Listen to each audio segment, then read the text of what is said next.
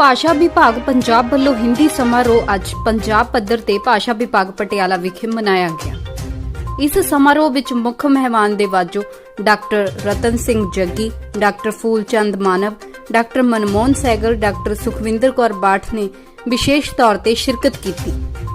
ਇਸ ਸਮਾਗਮ ਵਿੱਚ ਵੱਖ-ਵੱਖ ਸਾਹਿਤਕਾਰਾਂ ਨੇ ਹਿੰਦੀ ਭਾਸ਼ਾ ਵਿੱਚ ਗਜ਼ਲ, ਨਜ਼ਮ ਅਤੇ ਗੀਤਾਂ ਰਾਹੀਂ ਪ੍ਰਸਾਰਿਤ ਕੀਤਾ। ਇਸ ਮੌਕੇ ਪੱਤਰਕਾਰਾਂ ਨਾਲ ਗੱਲਬਾਤ ਕਰਦਿਆਂ ਭਾਸ਼ਾ ਵਿਭਾਗ ਪੰਜਾਬ ਦੇ ਡਾਇਰੈਕਟਰ ਕਰਮਜੀਤ ਕੌਰ ਨੇ ਕਿਹਾ ਕਿ ਇਸ ਸਮਾਗਮ ਵਿੱਚ ਉੱਚ ਕੋਟੀ ਦੇ ਵਿਦਵਾਨਾਂ ਨੇ ਹਿੰਦੀ ਭਾਸ਼ਾ ਬਾਰੇ ਬਹੁਤ ਵਧੀਆ ਜਾਣਕਾਰੀ ਦਿੱਤੀ।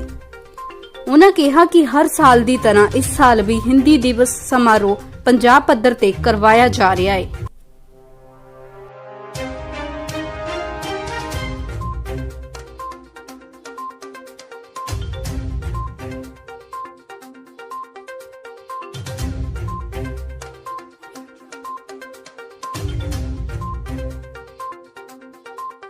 बुलंदियों को छूकर, हमेशा बुलंदियों को छूकर, जमीन से जुड़कर, हमेशा बुलंदियों को छूकर जमीन।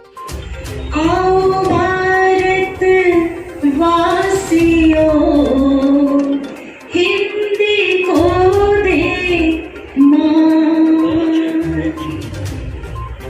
हिंदी हिंदी सब कहे, हिंदी से हो प्यार। मान देश का तब बढ़े, हो हिंदी सत्कार।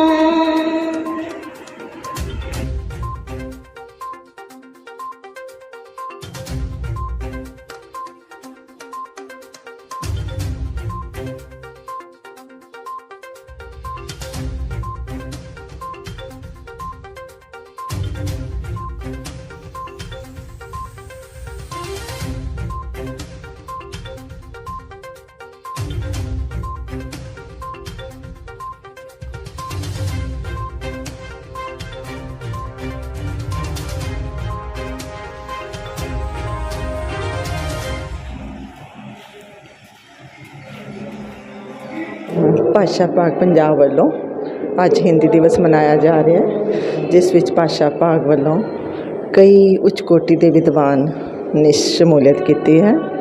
ਸਾਡੇ ਕੋਲ ਡਾਕਟਰ ਰਤਨ ਸਿੰਘ ਜੱਗੀ ਬਹੁਤ ਹੀ ਉੱਘੇ ਵਿਦਵਾਨ, ਉੱਚ ਕੋਟੀ ਦੇ ਬਹੁਤ ਹੀ ਗੁਣੀ ਗਿਆਤਾ, ਉਹ ਸਾਡੇ ਕੋਲ ਪੰਜਾਬੀ ਸਾਹਿਤ ਰਤਨ ਅਤੇ ਜਿਨ੍ਹਾਂ ਨੇ ਹਿੰਦੀ ਵਿੱਚ PhD ਕੀਤੀ ਹੈ, ਉਹ ਸਾਡੇ ਕੋਲ ਪਹੁੰਚੇ ਹਨ। ਅਤੇ ਸਾਡੇ ਇਸ ਸਮਾਗਮ ਦੀ ਪ੍ਰਧਾਨਗੀ ਡਾਕਟਰ ਮਨਮੋਹਨ ਸੈਗਲ ਜੀ ਕਰ ਰਹੇ ਹਨ, ਜੋ ਸਾਡੇ ਸ਼੍ਰੋਮਣੀ ਹਿੰਦੀ ਸਾਹਿਤਕਾਰ ਹਨ। ਅਤੇ ਇਸੇ ਤਰ੍ਹਾਂ ਹੀ ਸਾਡੇ ਕੋਲ ਫੂਲਚੰਦ ਮਾਨਵ ਵਿਸ਼ੇਸ਼ ਤੌਰ 'ਤੇ ਵਿਸ਼ੇਸ਼ ਮਹਿਮਾਨ ਵਜੋਂ ਪਹੁੰਚੇ ਨੇ। ਅਤੇ ਨਾਲ ਹੀ ਇੱਕ ਸਾਡੇ ਮੈਡਮ ਸਵਿਤਾ ਚੱਡਾ ਜੀ, ਡਾਕਟਰ ਸਵਿਤਾ ਚੱਡਾ ਦਿੱਲੀ ਤੋਂ ਆਏ ਨੇ, ਅਤੇ ਉਹਨਾਂ ਨੇ ਹਿੰਦੀ ਉੱਤੇ ਵੀ ਅੱਜ ਦਾ ਹਿੰਦੀ ਦਾ ਮਹੱਤਵ ਕੀ ਹੈ ਆਧੁਨਿਕ ਯੁੱਗ ਵਿੱਚ, ਉਸ ਉੱਤੇ ਪੇਪਰ ਪੜ੍ਹਿਆ ਹੈ। ਅਤੇ ਇਸੇ ਤਰ੍ਹਾਂ ਸਾਡੇ ਕੋਲ ਬਹੁਤ ਸਾਰੇ ਕਵੀ ਸਾਹਿਬਾਨ ਆਪਣੀਆਂ ਰਚਨਾਵਾਂ ਪੇਸ਼ ਕਰ ਰਹੇ ਹਨ, ਅਤੇ ਸਾਰਿਆਂ ਨੂੰ ਬਹੁਤ ਹੀ ਖੁਸ਼ਨੁਮਾ ਬਣਿਆ ਹੋਇਆ ਹੈ। ਅਤੇ ਸਾਰੇ ਆਪਣੇ ਰਚਨਾਵਾਂ ਪੇਸ਼ ਕਰਕੇ ਸਾਰੇ ਸਰੋਤਿਆਂ ਨੂੰ ਸ਼ਰਸ਼ਾਰ ਕਰ ਰਹੇ ਹਨ। भाषा हिंदी हो, उर्दू, पंजाबी या अंग्रेज़ी, ये मात्र शब्दों का खेल नहीं, एक संस्कृति है, एक सभ्यता है, एक अलंकार है।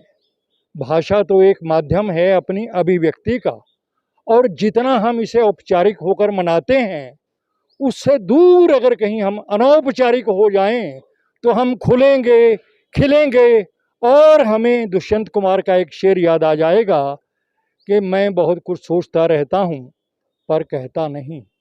मैं बहुत कुछ सोचता रहता हूँ पर कहता नहीं, बोलना भी है मना, सच बोलना तो दरकिनार।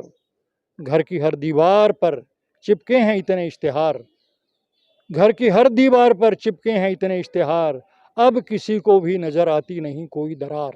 ये दरार जो हिंदी के नाम को लेकर हम लोग भ्रमित हो रहे हैं कि हिंदी चालू नहीं हो रही, हिंदी कठिन है, हिंदी को अभ्यास में लाना चाहिए।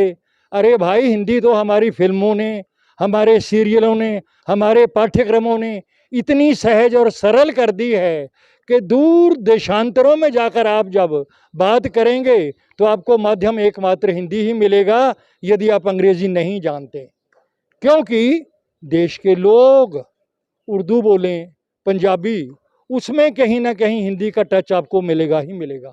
हम हिंदुस्तानी बोलने लग गए उसको, हिंदी जब हिंदुस्तानी हो जाती है तो और भी अपनी हो जाती है।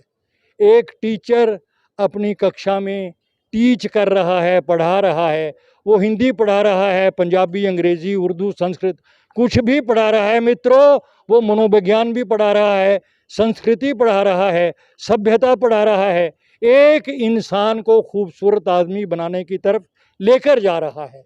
वो जो माध्यम है वो हिंदी है। मैंने तो ये सोचा है कि अंधेरे दूर होते हैं, उजाले पास होते हैं, हमारे बीच में जब आपसे ये एहसास होते हैं। अंधेरे दूर होते हैं, उजाले पास होते हैं, हमारे बीच में जब आपसे ये एहसास होते हैं। घरों से निकलकर दर दर भटकना कैसा लगता है, घरों से निकलकर दर दर भटकना कैसा लगता है, उन्हीं से पूछ कर देखो जिन्हें वनवास होते हैं। हिंदी से जो दूर चले गए, विदेशों में जिनको विवशता के कारण अंग्रेजी में अभिव्यक्त करना पड़ता है, और यहाँ से विदेश जाने के लिए न जाने कौन कौन सा परीक्षण करना पड़ता है, इम्तिहान देने पड़ते हैं, उनसे पूछो कि हिंदी कितनी अपनी है। आज के दिन हिंदी दिवस पर हिंदी को याद करके हम लोग अपने महापुरुषों को स्मरण कर रहे हैं जिन्होंने हिंदी के लिए बलिदान दिया। आज की हिंदी 100 साल बाद, प्रेमचंद मेरे क्या लगते थे, रविंद्रनाथ टैगोर कौन थे, मेरे संबंधी नहीं थे, लेकिन उनके काम के द्वारा मैं याद करता हूँ टैगोर को भी, मुंशी प्रेमचंद को भी, क्योंकि उनकी अपनी अपनी भाषा थी, अंग्रेजी हो, बंगला हो, उर्दू हो या हिंदी हो। इसी तरह से आज रतन सिंह जग्गी है, मनमोहन सहगल है, फूलचंद मानव है, 300 साल बाद हो सकता है उनकी कोई 3 लाइनें किसी को याद रह जाएं, और इससे बड़ी भाषा के लिए कोई श्रद्धांजलि नहीं हो सकती। नमस्कार, स्वागत। सन 1965 ਵਿੱਚ ਮੈਂ ਗੁਰੂ ਨਾਨਕ ਸਾਹਿਬ ਦੀਆਂ ਉਦਾਸੀਆਂ 'ਤੇ ਕੰਮ ਕਰ ਰਿਹਾ ਸਾਂ। ਮੈਨੂੰ ਸਾਰਾ ਹਿੰਦੁਸਤਾਨ ਘੁੰਮਣਾ ਪਿਆ, ਮੈਂ ਕਈ ਮਹੀਨੇ ਬਾਹਰ ਰਿਹਾ, ਔਰ ਮੈਂ ਸੱਚ ਤੁਹਾਨੂੰ ਕਹਿੰਦਾ ਕਿ ਮੈਂ ਜਿੱਥੇ ਵੀ ਗਿਆ, ਜਿਸ ਨਾਲ ਵੀ ਗੱਲ ਕੀਤੀ, ਆਪਣੇ ਵਿਚਾਰ ਕਹੇ ਤੇ ਉਹਨਾਂ ਦੇ ਸੁਣੇ, ਉਹ ਸਿਰਫ ਹਿੰਦੀ ਮਾਧਿਅਮ ਰਾਹੀਂ ਸੀ। ਇਸ ਵਾਸਤੇ ਮੈਨੂੰ ਉਦੋਂ ਅਹਿਸਾਸ ਹੋ ਗਿਆ ਕਿ ਅਗਰ ਹਿੰਦੁਸਤਾਨ ਦੀ ਕੋਈ ਸੰਪਰਕ ਭਾਸ਼ਾ ਹੋ ਸਕਦੀ ਹੈ ਤਾਂ ਉਹ ਹਿੰਦੀ ਹੋ ਸਕਦੀ ਹੈ, ਹੋਰ ਕੋਈ ਨਹੀਂ।